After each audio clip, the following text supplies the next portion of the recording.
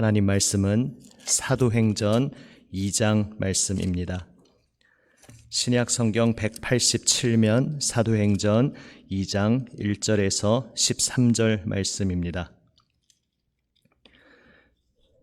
사도행전 2장 1절에서 13절 말씀, 저와 여러분이 한 절씩 번갈아 교독하고 13절은 함께 읽습니다. 제가 먼저 2장 1절을 읽습니다.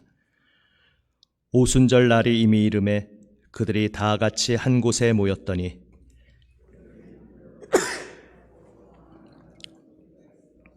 그들이 앉은 온 집에 가득하며 마치 불의 혀처럼 갈라지는 것들이 그들에게 보여 각 사람 위에 하나씩 임하여 있더니 그들이 다 성령의 충만함을 받고 성령이 말하게 하심을 따라 다른 언어들로 말하기를 시작하니라. 그때에 경건한 유대인들이 천하 각국으로부터 와서 예루살렘에 머물러 있더니 이 소리가 나매 큰 무리가 모여 각각 자기의 방언으로 제자들이 말하는 것을 듣고 소동하여 다 놀라 신기하게 여겨 이르되 보라, 이 말하는 사람들이 다 갈릴리 사람이 아니냐?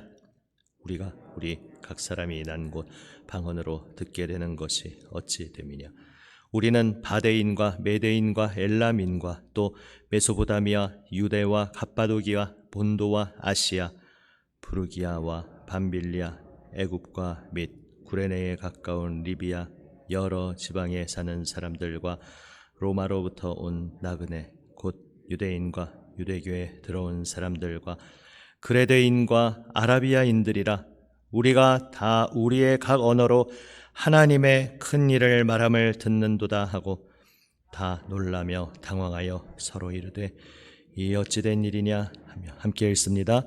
또 어떤 이들은 조롱하여 이르되 그들이 새 술에 취하였다 하더라. 아멘. 예수님께서 부활하시고 40일 동안 제자들과 만나시며 하나님 나라의 일을 말씀하셨습니다. 하나님 나라의 일을 말씀하셨다는 것은 어떤 추상적인 뭉뚱그린 얘기가 아니라 바로 예수님의 십자가 죽음과 부활이 왜 유대인들이 그토록 기대했던 하나님 통치하시는 새 세계를 가져오시는 유일한 길인지 바로 십자가와 부활의 비밀을 가르치셨다는 것입니다. 그리고 이제 그들이 상상하던 것과는 전혀 다른 모습으로 하나님의 통치가, 하나님의 나라가 이미 도착하셨고 그 하나님의 통치의 손길이 온 세상 땅끝까지 미치실 것을 예수님께서는 가르치셨습니다. 그리고 말씀하셨습니다. 기다려라. 예루살렘에서 기다려라. 약속하신 것을 주시기까지 기다려라 말씀하셨습니다. 바로 약속하신 하나님의 영을 부어주시기를 기다리고 그 하나님의 영이 임하시면 그때부터 이제 하나님 나라의 일을 말씀하신 것, 예수님께서 지금까지 가르치신 것이, 예수님께서 또한 공생애 가운데 몸소 온 몸으로 삶으로 행하신 것들이 이제 제자들에게 이어져서 제자들이 예수님의 길을 이어서 그 하나님 나라의 도를 온 천하에 전하게 될 것이었습니다. 과연 성령께서 약속대로 임하신 그 사건이 오늘 본문의 이야기입니다. 하나님의 영을 부어주셨다는 것, 이제 내일 본문에 나오지만 구약성경 요엘 선지자를 통해서 하나님께서 일찍이 약속하셨던 것입니다. 왜 하나님께서는 이러한 약속을 하셨겠습니까? 모든 육체에 나의 영을 부어주겠다. 말세에, 마지막 때에. 왜 모든 육체에, 모든 사람들에게 하나님의 영을 부어주시겠다 약속하셨겠습니까? 이것이 어떤 의미겠습니까? 하나님을 거스르며 하나님을 나의 주인으로 왕으로 모시기를 거부했을 때 하나님의 영이 더 이상 그들과 함께 할 수 없다는 것을 구약 창세기에서 특별히 그 노아 사건을 앞두고 하나님께서 말씀하신 것을 우리는 봅니다. 다시 말해 하나님을 거부하고 하나님과 단절된 그 죄와 죽음의 권세 아래에서 하나님의 영과 함께하는 모든 생명의 길이 가로막혀 있었습니다. 에덴 동산으로 가는 길이 막혔다는 것이 그것을 상징적으로 보여주는 일이었습니다. 그런데 이제 하나님의 영을 다시 부어주시겠다. 다시 말해 하나님께서 그 모든 장벽을, 단절된 것을 우리가 생각지도 못한 놀라운 방법으로 해결하시고 죄와 죽음의 권세를 멸하시고 다시 하나님의 나라로, 하나님께서 통치하시는 참 생명의 나라로, 사랑의 나라로, 정의의 나라로 온 천하 만민을 다시 불러주시겠다는 것이 바로 온 천하 만민에게 그의 영을 부어주시겠다는 약속의 의미였습니다. 그래서 이미 구약 성경에서부터 구약 성경의 한계를 극복하고 뛰어넘는 새 시대를 하나님께서는 미리 사람들에게 예고하고 계셨습니다. 구약 성경은 통제하고 예방하고 감염을 막는 그러한 단계였다면 신약 성경은 이제 치료하고 새롭게 하는 시대였습니다. 코로나 바이러스로 한참 우리가 몇 년을 고생했고 지금도 아직 그 여파가 남아있는 상태입니다. 비유적으로 생각할 때 백신이 개발되지 않은 상태에서 바이러스가 세계에 번지면 최상의 방법이 무엇이겠습니까? 더 이상 감염되지 않도록 모든 감염 경로를 차단하고 막고 방어적으로 대처하는 것이 최선의 길일 것입니다. 물론 여기에서 의학적으로 여러 가지 다양한 이야기들은 비유니까 그냥 다 간략히 생략했다는 것을 염두에 두시고 들으시면 되겠습니다. 그런데 이제 백신이 발견되고 나면 최선의 방법은 이제 한 사람이라도 더 그 백신을 맞도록 하는 것을 그러한 것이 방법이 될 것입니다. 비유입니다. 코로나에 대해서 지금 새삼 다른 이의를 가지고 고민하지 마시고 비유로 들으시면 되겠습니다. 구약 시대에는 이제 하나님께서 사람들로 하여금 하나님의 거룩하심이 무엇인지 알게 하시는 때였습니다. 사람의 수준으로는, 하나님과 단절된 사람들의 상태로는 거룩하신 창조주를 상상조차 할 수 없다는 것이 이미 세계 종교에 만연해 있는 각 민족의 신화에서 알 수 있습니다. 다양한 민족들의 신화의 공통점이 신들이 저급하다는 것입니다. 물론 이제 그 후에 새로운 시대를 맞으면서 좀 종교라기보다는 사실상 더 이상 철학과 같이 좀 더 고상한 철학 체계를 갖춘 종교들이, 고등 종교들이 등장하지만 그것은 또 별개의 이야기입니다.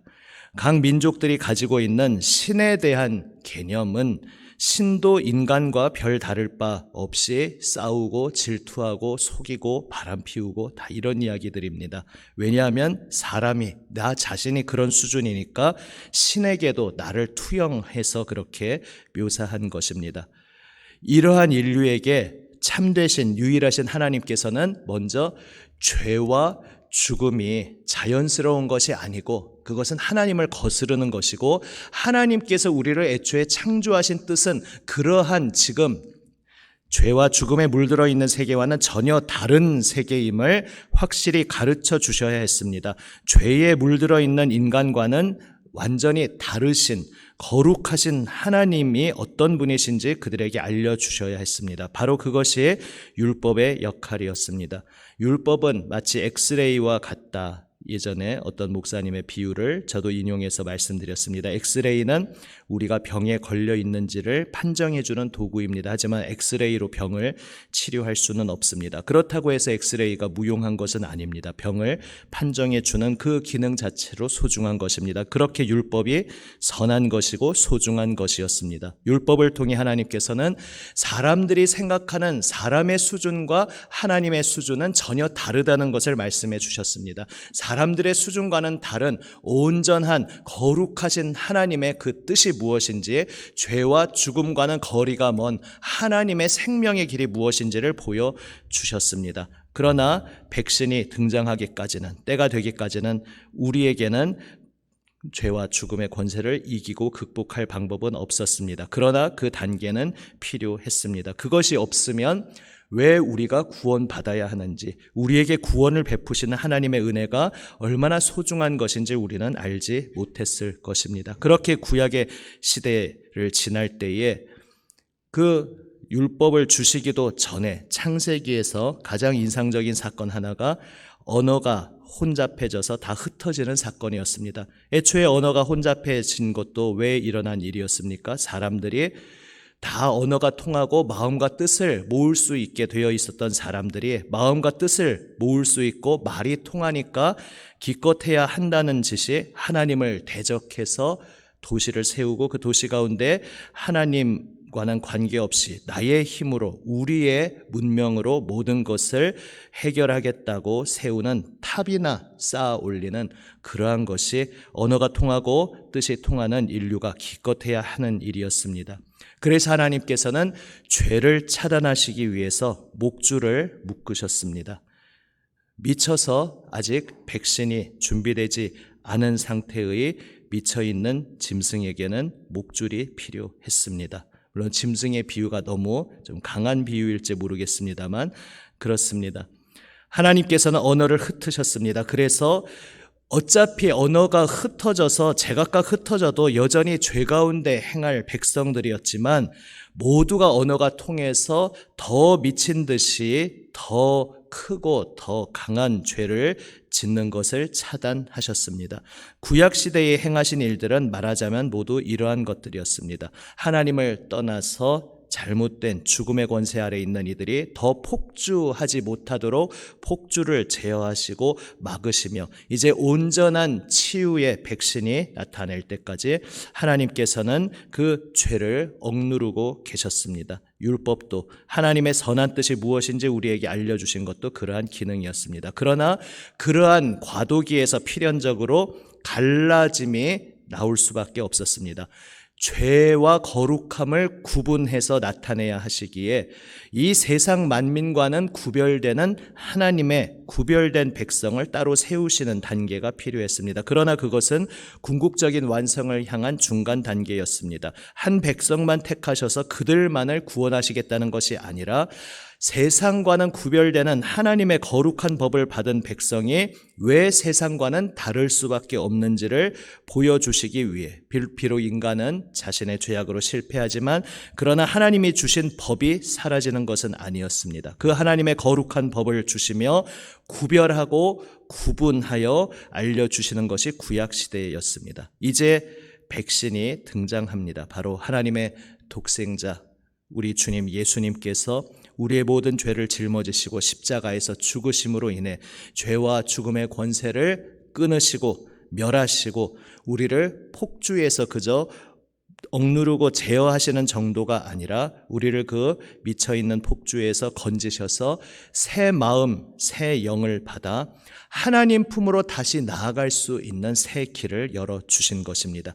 그래서 이제 혼잡해졌던 언어는 다시 합쳐집니다. 물론 온전히 모두가 의사소통이 통하게 되는 것은 새하늘 새 땅에서 이루어질 일이었지만 바로 그것을 상징적으로 단적으로 사도행전 2장에서 보여주십니다. 아직은 여전히 유대인들의 자리였습니다. 그러나 그 유대인들이 디아스포라 천하 각국에 흩어져 있는 이들이라서 모국어인 그 언어를 잊어버리고 이제 이미 히브리어는 그 당시 단계에서는 사어였죠. 사촌쯤 되는 아람어가 그들의 모국어였지만 그 모국어를 자유롭게 쓰지 못하는 일들도 많이 있었습니다. 당시에 각국에 흩어져 있는 이들이 자기가 익숙하게 사용하고 있는 언어로 복음을 선포하는 것을 듣게 됩니다. 이것이 무엇을 의미하는 것이겠습니까? 이제 사도행전이 전개되면서 그 하나님의 깊으신 뜻이 나타납니다. 아직 지금 이 언어가 서로 다른 언어로 선포되는 것을 듣고 있는 이 사람들도 또 이 사역을 행하고 있는 사도들도 아직까지는 하나님의 뜻을 다 상상하지 못하고 있었습니다.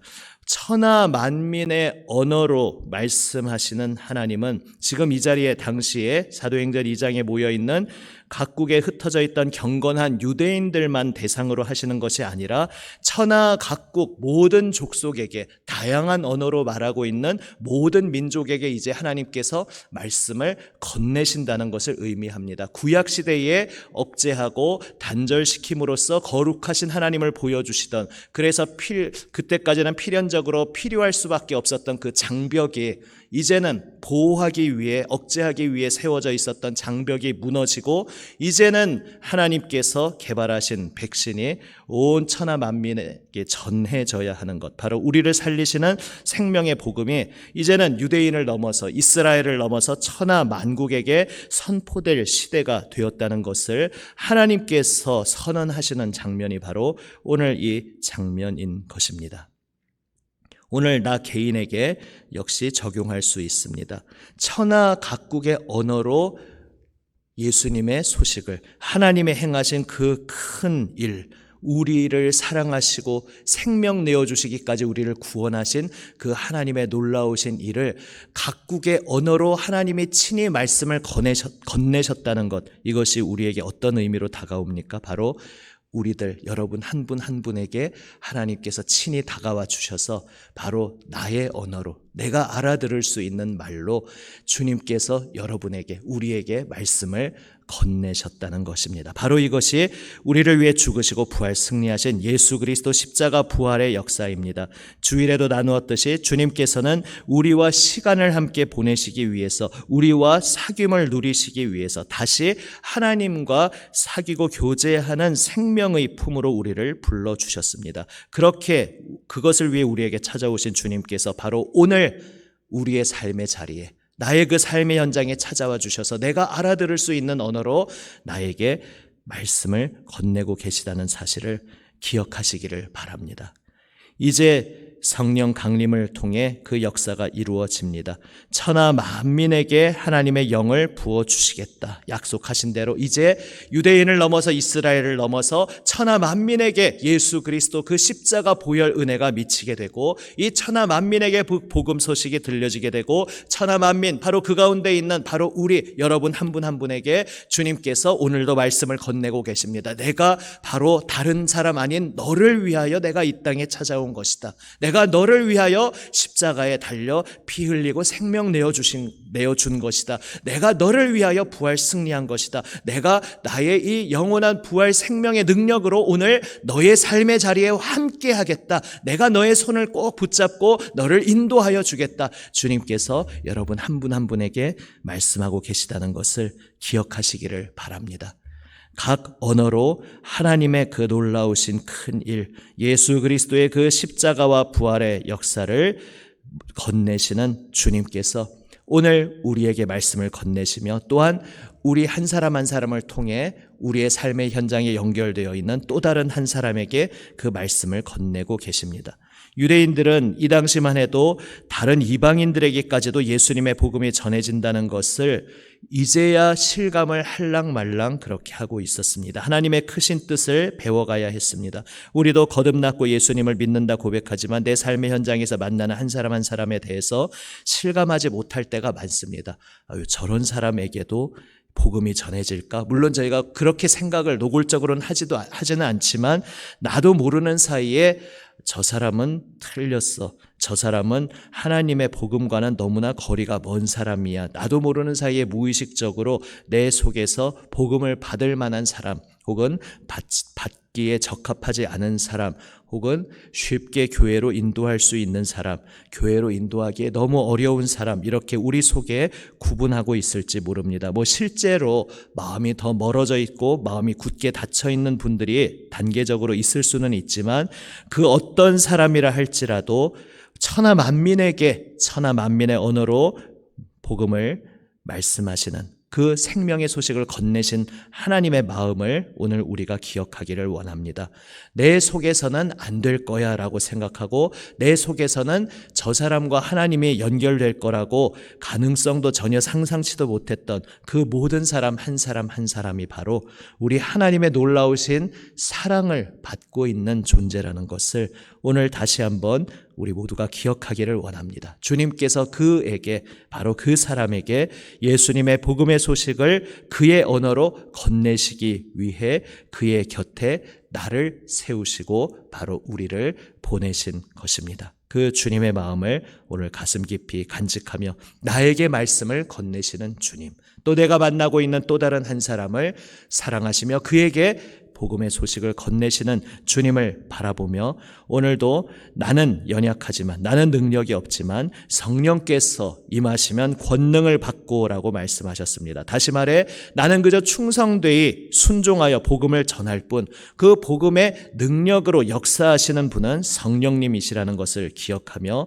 나의 모든 한계를 뛰어넘어 나의 모든 편견과 선입견을 십자가 앞에 내려놓고 예수님 뜻에 순종하여 나의 삶의 자리에서 모든 이들에게 예수님의 기쁜 소식을 전하며 살아가는 우리 모두가 되시기를 주님의 이름으로 축복합니다. 기도하시겠습니다. 아버지 하나님 감사합니다. 주님을 전혀 알지 못하고 주님 없이 사는 것이 당연한 줄로 알며, 그러나 해답 없는 깊은 수렁 속에서, 바닥 없는 그 어둠의 절망 속에서 고통하며 몸부림치던 저희들을 불쌍히 여기시고, 저희가 주님을 알지 못할 때에 주 예수님께서 저희를 먼저 아시고 저희에게 먼저 찾아와 주심을 감사드립니다. 주님, 저희의 언어로 저희에게 다가와 주셔서 저희가 알아들을 수 있도록 말씀하여 주시고, 주님 사랑으로 저희를, 맞춤 사랑으로 저희를 사랑하여 주시고 끌어안아 주시니 감사드립니다. 주님, 오늘 저희에게 생명의 복음을 사랑의 음성으로 내 앞에 찾아와 주시어 건네시는 주님의 사랑을 오늘 다시금 더욱 실감하게 하여 주시옵소서. 주님, 이 깊으신 사랑 안에서 기뻐하며 또한 저희 삶의 현장에서 저희가 만나고 연결되는 모든 한 사람 한 사람, 주 예수님께서 그 생명의 소식을 건네고 있는 사람임을 기억하며 주님 말씀에 순종하여 주님의 복음의 사명자로 다가가게 하여 주시옵소서. 우리 구주 예수 그리스도의 이름으로 기도드립니다. 아멘. 주님 가르쳐 주신 기도 함께 드립니다. 하늘에 계신 우리 아버지, 아버지의 이름을 거룩하게 하시며 아버지의 나라가 오게 하시며 아버지의 뜻이 하늘에서와 같이 땅에서도 이루어지게 하소서. 오늘 우리에게 일용할 양식을 주시고 우리가 우리에게 잘못한 사람을 용서하여 준 것 같이 우리 죄를 용서하여 주시고 우리를 시험에 빠지지 않게 하시고 악에서 구하소서. 나라와 권능과 영광이 영원히 아버지의 것입니다. 아멘. 오늘도 주님 말씀에 응답하며 나를 향하신, 또한 천하 만민 한 사람 한 사람을 향하신 주님의 마음을 묵상하며 기도로 응답하며 나아갑니다. 또한 예수님 중보기도에 동참하며 계속해서 중보의 기도로 기도하실 때에 우리 부흥사경에 위해서 더욱 집중해서 기도하고 우리 가슴에 품고 기도하는 태신자를 위해서, 또 우리 모두의 셀 리더로 세워질 사명을 위해서, 또 복음의 바톤을 이어받아 주님 따르게 될 우리 다음 세대를 위해서 계속 기도하며 세계 만민의 고통받고 있는 이웃들을 위해서도 기도하며 나아갑니다. 기도하며 삶의 현장으로 나아가시겠습니다. 기도하시겠습니다.